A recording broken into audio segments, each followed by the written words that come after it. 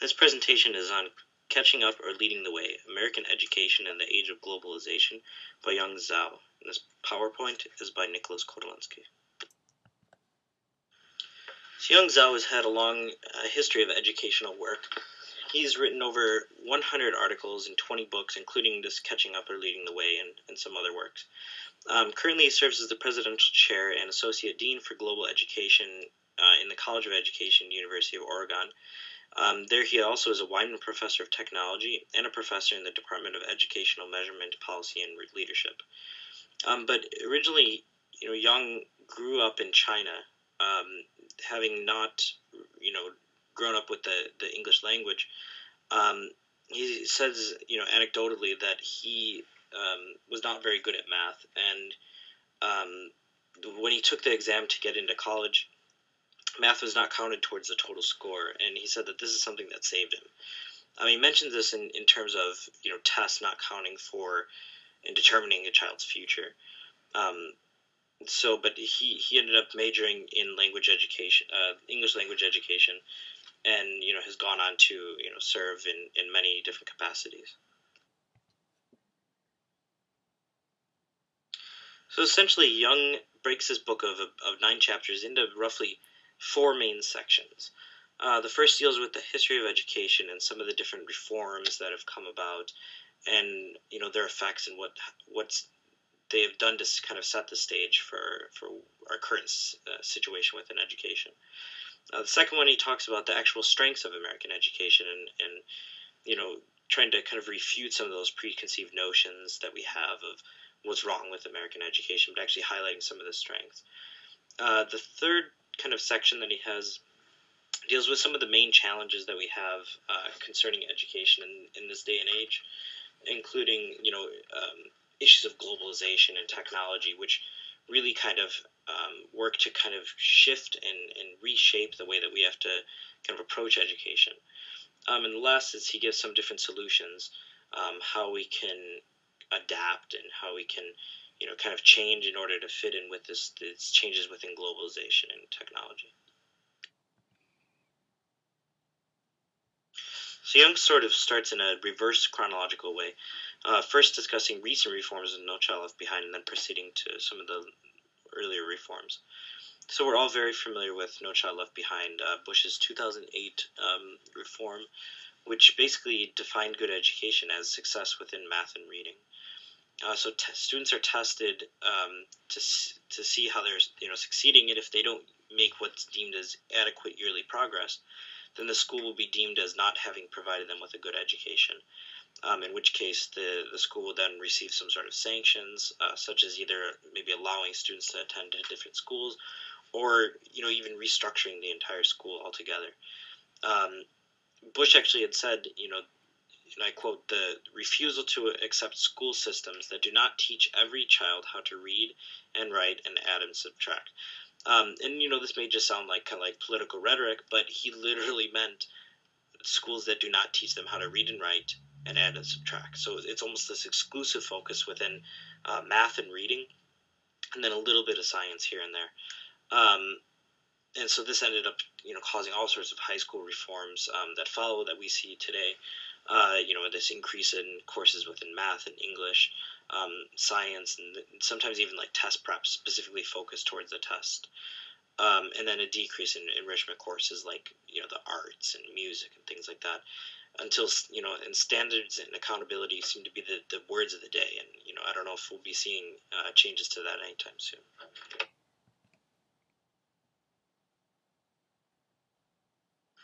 Young makes many references to this one documentary, which is called 2 Million Minutes, A Global Examination. This documentary details the lives of 6 high school seniors, 2 from America, 2 from India, and 2 from China, and kind of compares and uses this as a medium to compare our education systems with those in India and those in China. And so I thought I would just provide just a little trailer so then you get kind of a sense of what he's talking about and seeing how I guess the American public is kind of portraying the crisis that's in education to the masses and how it's kind of represented.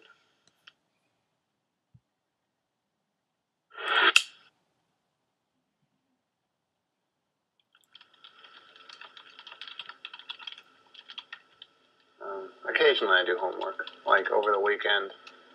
Let's see. On Monday, I had to give a presentation in my macroeconomics class, and I started it on Sunday at about 4:30. So I was on the computer working on that till about 2 in the morning. Because I want to do pre-med, I know it's going to be a lot of studying, so it's not going to be as much fun. My mom has always said that college was kind of a big step. It's just where you kind of learn to balance free time and studying. I want to join a sorority, which obviously you're going to party a lot, you have some fun. America is the one country in the world that doesn't seem to recognize that it's in competition for the great minds in the capital of the world. 上课。起坐。This is a strength in numbers. 我比如说睡觉以前我就会看。这就是我第一次碰到微积分的题目，就是它就是在这里面以非常简单的语言来讲述微积分是怎么一回事情。Americans aren't globally aware. They're more worried about what's happening in their community than they are in the world. Americans don't know they're competing with Indians and Chinese.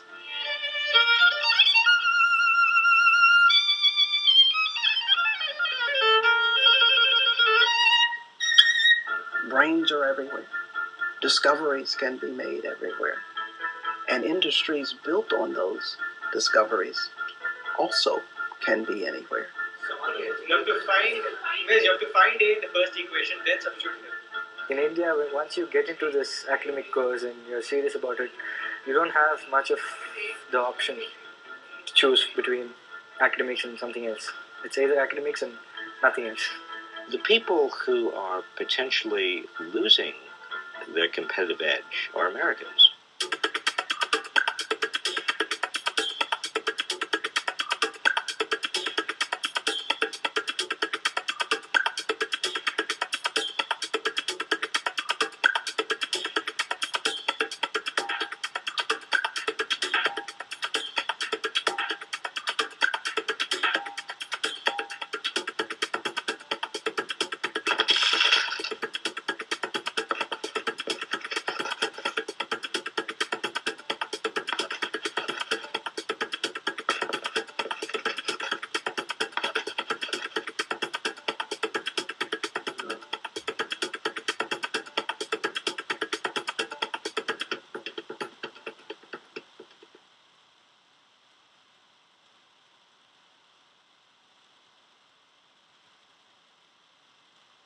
So when the Russians launched the Sputnik satellite into space, it became like a shock for Americans. And here they saw that there was another country that was exceeding them in space travel, and this kind of launched a new era in science development, and eventually the climax of that was the landing on the moon. And so educational theorists today, a lot of them are comparing our current state in education to the situation surrounding the launch of the Sputnik satellite. Here we have, nowadays, like, countries all over the place that are greatly excelling and greatly exceeding the United States in education. And so, there's this one quote that they mentioned, which is from the documentary from the previous slide, which says that just as the Soviets' launch of a tiny satellite ignited a space race and impelled America to improve its science education, many experts feel the United States has reached its next Sputnik moment. So in this moment where we're seeing that other countries are exceeding us in education, experts are saying that maybe this will be the thing that kind of launches us. So in this idea is one of the ideas that Young is really trying to refute here. So launching of the Sputnik satellite started something that was called the missile gap. And McNamara, I've got this quote up here that says Eisenhower had left a missile gap that the Soviets had been permitted by inaction on the part of the U.S. to build up a superior nuclear missile force. So by the launching of the Sputnik, people started thinking that, oh my God, there's this big, gap in which the Soviets have missiles and we have much less, and so now they're going to overpower us, and all of this. which ended up being proven false. And later on, he's actually quoted as saying that there actually was a missile gap, but it was actually us who had more missiles than the Soviets. So from this launching the Sputnik and this whole discussion, Young, jumps into one of the major reform movements that had happened in the past. So when Sputnik occurred, the American public realized that we need to increase science education. And so this launched the NDEA, which is the National Defense Education Act, which caused the education to be kind of reformed in that it brought a lot more government involvement into it, because they said that because we needed more defense against the Russian threat, so we need to increase our science and math, foreign language. But the real thing is that this brought into it the government involvement that now we're definitely seeing the effect of. So the next of the reforms that Zhao discusses is the ANRA, A Nation at Risk. This is a 1983 report that basically assessed the state of education at the time and gave a list of several recommendations. So of the 5 main recommendations, the first is that there should be what they deemed the 5 new basics of the high school curriculum: 4 years of English, 3 years each of math, science, and social studies, a semester of computer science, and then they recommended 2 years of foreign language. They also said that there should be higher expectations for academic performance, meaning rigorous and measurable standards that would be implemented. They also said that they wanted more time for learning, either better use of the school day or lengthening the school day or even having a longer school year. Fourth, they said that they would like better teachers and better teaching, so better teacher preparation programs and better, monitoring of teachers. Lastly, they mentioned government intervention and some sort of accountability, which this seems to be the beginning of this whole accountability movement. But after the ANRA, we still haven't achieved to the dictated reforms. And Zhao discusses this, and he says that if there were a report card, the report card shows Fs on the first standards of the reform component, meaning grades, and on the time and teaching reforms. It shows a C on the second standards of the reform component, meaning nationwide test, and an A on content. So we haven't quite reached to what the level that A Nation at Risk had requested, but it's in progress. So after giving an overview of the major reforms in American education, Zhao then turns to talk about the strengths of the American education system. And so we'll spend several slides on this because this seems to be sort of his central argument.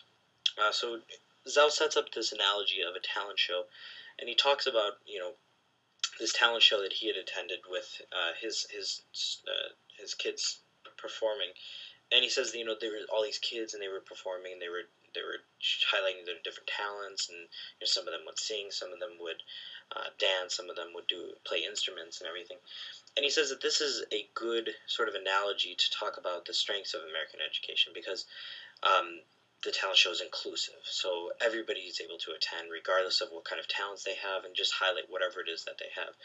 And he says that it encourages initiative and responsibility because the students are responsible for performing and they have this sort of pressure and everything that's going to be on them that they have to perform well, but perform well in whatever it is that they're able to do. Next, it also sends a message to children that children are talented in all different ways, so it's not that this idea that if you don't score high on test scores, then you're, somehow useless. But actually it encourages the students and the children to explore their talents and everything and highlight their differences.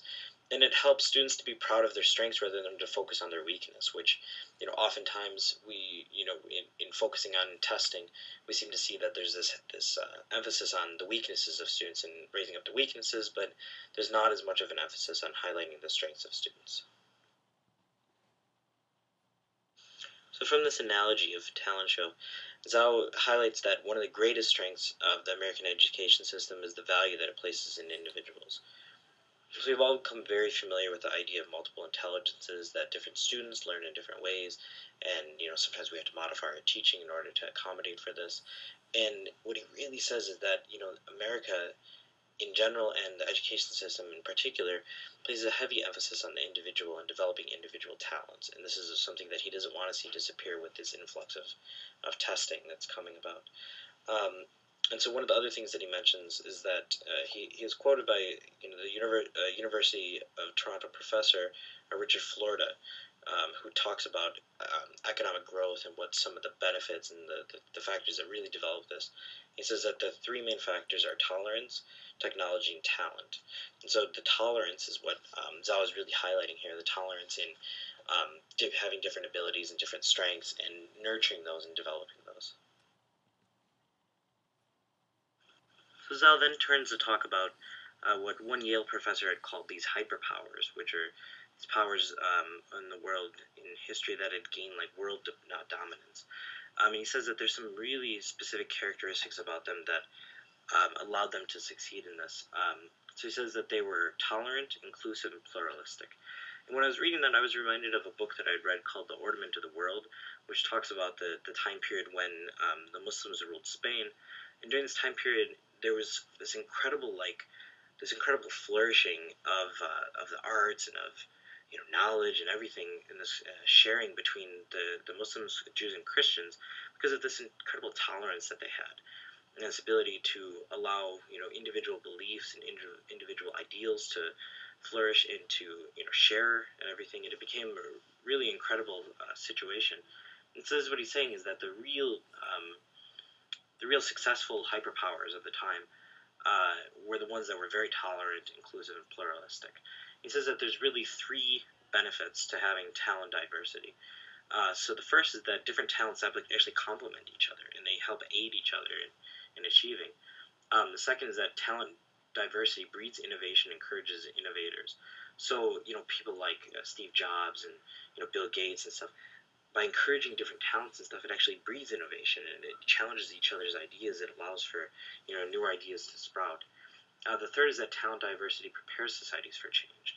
So allowing for this sort of diversity in thought prepares people and opens their minds up and readies it for change. Zhao then turns to discuss some of the major challenges facing educators today, one of which is globalization. So there's this idea nowadays that we live in this flat world in which, information flows freely, and it's like a global village in which, one thing happens in one part of the world and immediately can be found out in the other part of the world. And there's this ease of interaction that's happening due to things like email and Skype. Recently I went on a pilgrimage to Mecca, to Saudi Arabia, and during this whole time, my wife was like interacting with her family almost every day. She would sometimes when we went to visit our uncles, she was on Skype talking to her mom. Other times she would just be on the phone talking to her sisters and her parents from halfway across the world. And even one time when I needed to get my friend's size to buy him something, I just quickly texted him. He's in America, I'm in Saudi, and I was able to text him and immediately get a reply from him getting his size. So it's this incredible situation where we live in this massive village where things are so closely connected. And there's this outsourcing of jobs and cheap jobs that are happening, and this and the free movement of goods, which really creates a unique situation and unique challenges to educators. So what kind of challenges does globalization pose for education? So Zhao mentions that the first challenge is that the death of distance created a global job market, meaning that with this ability to connect all across the world, that there's like a global market from which people can choose employees. And so that you get a situation where you have two candidates who have equal qualifications. So we're not even talking about that India has a better education system or China's got a better education system. Let's say that you have two candidates who have equal education. So they're both well trained in being engineers, but the one in India is cheaper. So that poses a very big problem. So the second challenge is that is how do educators help children live, work, and interact with different people? So how do they allow and create this tolerance within the students? And third is this multicultural literacy. So how do teachers teach students to have this kind of like literacy and understanding with different people of different cultures. So this quote from Zhao, I thought I would just put it in there for you to read because it's a very, very good quote, rather than reading it myself. So just read it and, take benefit from it.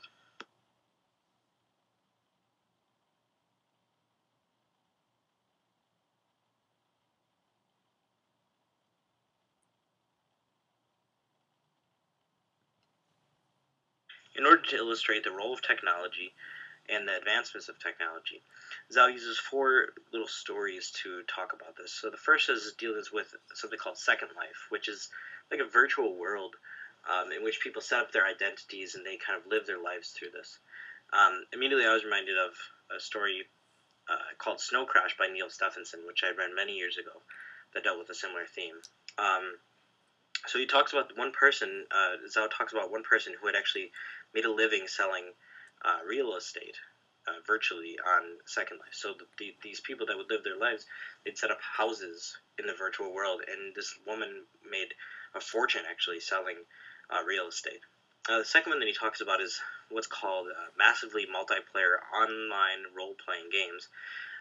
Things like StarCraft and World of Warcraft and those kinds of things, in which people have made fortunes collecting gold coins, and they call it actually gold farming, collecting gold in this virtual world and then selling it for real money in the real world. The third is he talks about people in Korea who have made their living being video game players, and so they don't call them video games, they call them esports. And so, like we have all these sports stars in America, they have esports stars over there. The last he talks about is cyber attacks, and specifically, Russia has been accused, not necessarily confirmed, but accused of carrying out cyber attacks against several countries, including the Georgia, which is a former Russian state. And this was the first recorded attack of one country against another. Normally you have hackers that are dealing with corporations and doing things to other people, stealing identities and such, but this is the first case of an actual government attacking another government. And so, these kinds of cyber attacks and cyber terrorism is something that could actually pop up more in the future. So Zhao's concerns for what education is doing for technologies, are they really equipping students with the necessary skills to make a living in the virtual world and become competent citizens of this virtual world? So, there's so many times when we talk about incorporating technology in our classrooms, and, administrators will come and see, okay, what are you doing to bring technology into the classroom? So, as you see from the previous slides, it's really an essential thing. I mean, technology has such a large role to play in our lives nowadays that, education really needs to make sure that it's meeting the needs of these times. What is beneficial knowledge for students in these days? This is a question that we should be posing to ourselves, and a question that Yong himself poses. So a lot of people talk about 21st century skills and the different things that students need in order to succeed in this world, but what exactly are those things? The European Parliament, which is a governing body of the European Union, had given suggestions of 8 competencies that all European citizens need in order to adapt to our changes in our world.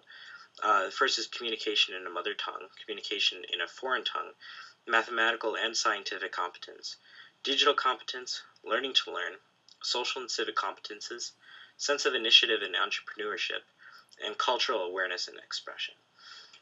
And so you see that some of these ideas that Yong had mentioned previously coming up again in these recommendations.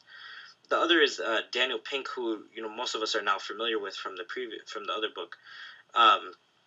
He determined that if any individual or organization is hoping to exist and succeed in this day and age, they need to ask themselves these 3 questions: can someone overseas do it cheaper? Can a computer do it faster? And is what I'm offering in demand in an age of abundance? So these are questions that we need to be asking ourselves, and we need to be asking: are we training our students to for these tasks that would be in demand, or are we training them for things that can be easily replaced? So what does the future actually hold? I've provided 2 quotes here from Yong that kind of sum up his whole kind of philosophy. So the first, in the new era, we need more diverse talents rather than standardized laborers, more creative individuals rather than homogenized test takers, and more entrepreneurs rather than obedient employees. So really, instead of what we've been moving towards with test taking and teaching this very small skill set, he's saying that's not what we need in this day and age. We really need more innovation, creativity, people like Bill Gates and Steve Jobs who are going to revolutionize things. And really build on our prior strengths, build on what originally made this country great, the entrepreneurship and the innovation that we were able to come up with. So then the second one says that personalized learning recognizes that every child has different talents and different needs, and educational institutions and educators should be responsive to individual children instead of treating them as a collection of products that can be churned out like Henry Ford's Model T. So this again taps into this idea that nurturing diverse talents and not just churning out because schools in the end they are based on their output, right? Just like any sort of business is based on its output. The output that schools are putting out is children, and so we can't be churning out the same children that are just cookie cutter models of each other, but really encouraging diverse learning and encouraging exploration of talents. And this is what he suggests for the future. Well, thanks for watching. I've provided 2 citations here just so then you can look up the books if you'd like to. I definitely recommend that you read Catching Up or Leading the Way, as you can get a better insight into Zhao's arguments and hear the whole fleshed out argument.